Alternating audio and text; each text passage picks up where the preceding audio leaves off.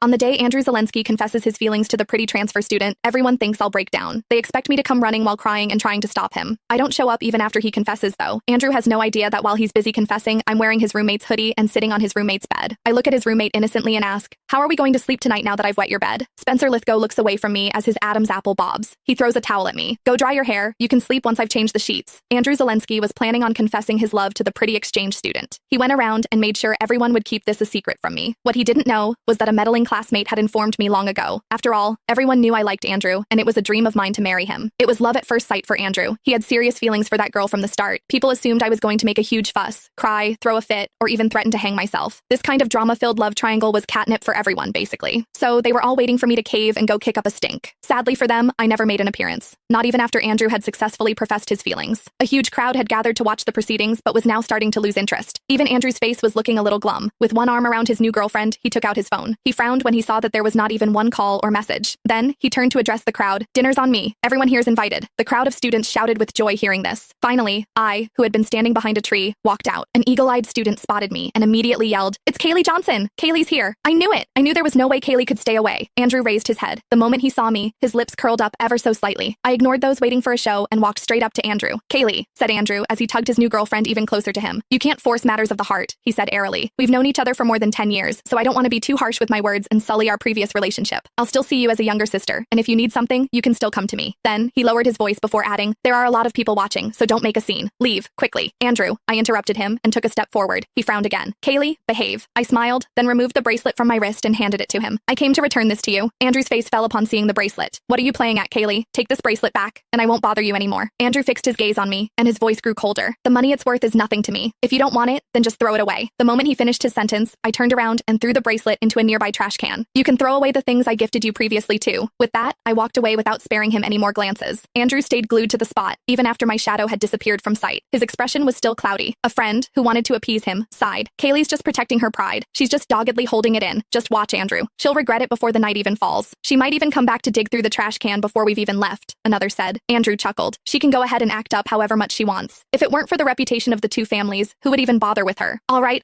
don't be mad. You need to be celebrating tonight. Don't let her ruin your fun." Andrew turned his gaze toward his gorgeous new girlfriend and promptly discarded the thought of the annoying Kaylee from his mind. After all, by tomorrow, he thought I would be acting as if nothing had happened again. He thought I'd be waiting for him at his dorm and pestering him to go to class together like usual. He had already seen similar antics from me in all these years. The rain was pouring down while I was walking along the riverside. I stood under my umbrella in the rain, thinking about the dreams I had a few days ago. In these dreams, I had caused a huge scene when Andrew confessed his love to Sienna Slangdon. I even jumped into this river that very night,